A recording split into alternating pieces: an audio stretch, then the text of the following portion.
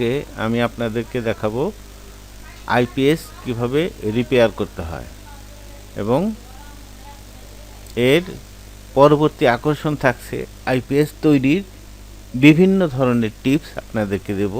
আপনারা আমার ডিটেলস ভিডিওগুলো সবগুলা দেখলে আপনারা পরপর স্টেপ বাই স্টেপ দেখলে নিজেরাই আপনারা তৈরি করতে পারবেন আইপিএস।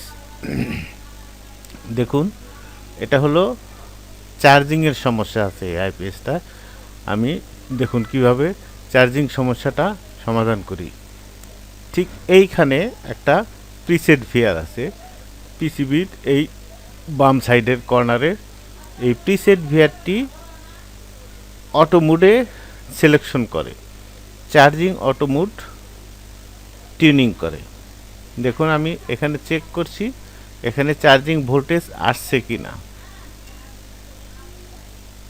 হ্যাঁ, চার্জিং ভোল্টেজ আসছে, বাট চার্জিং ভোল্টেজটা কম।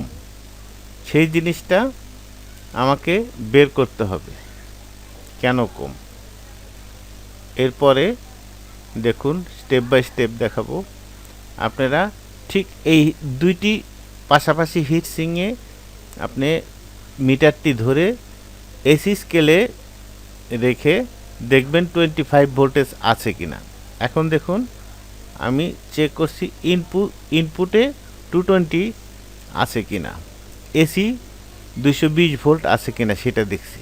দেখুন নিউট্রালে এবং চার্জিং লাইনে ধরছি, এটা হলো চার্জিং লাইন আর এটা হলো আউটপুট লাইন, এটা নিউট্রাল।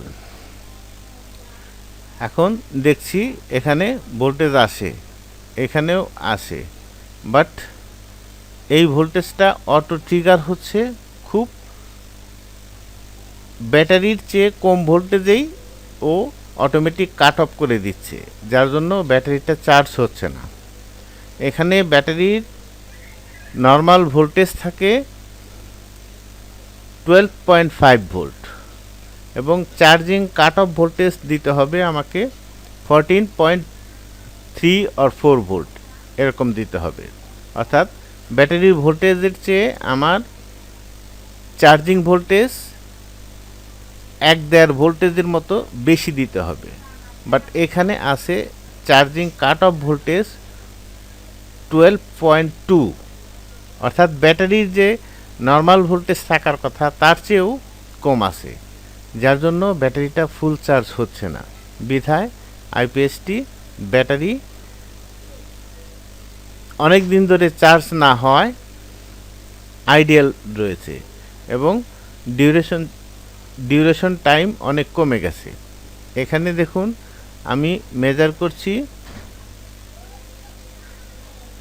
ট্রান্সফরমার থেকে আসা ভোল্টেজগুলো, কন্ট্রোল ভোল্টেজ দুইটি ঠিক আছে নাকি। এখানে আউটপুট ভোল্টেজ মেপে দেখা হচ্ছে, আউটপুট কত আছে। এখানে 240 ভোল্ট আছে। এখন আপনাকে সবসময় লক্ষ্য রাখতে হবে সব ভোল্টেজগুলো যদি ঠিক মতো থাকে তাহলে আপনার আইপিএস যথারীতি কাজ করবে। এই মুহূর্তে আমরা এটার ট্রাবল পেয়েছি, এটার charging cut off voltage alignment ঠিক নেই। সেই অ্যালাইনমেন্টটা এইখানে একটি প্রিসেট ভিআর আছে, ঠিক এইখানটায় প্রিসেট ভিআরটি আছে। ওই প্রিসেট ভিআরটি অ্যালাইনমেন্ট করলেই আপনার চার্জিং ঠিক হয়ে যাবে। দেখুন কিভাবে ঠিক করি। এখানে ধরছি ব্যাটারি ভোল্টেজটা দেখছি আমি, ব্যাটারির ভোল্টেজ, সরি আমার মিটারটা আউট অফ ফোকাসে চলে গেছে, যার জন্য দেখতে পাচ্ছেন না, এজন্য দুঃখিত। পরবর্তীতে আমি চেষ্টা করব এটা দেখানোর জন্য।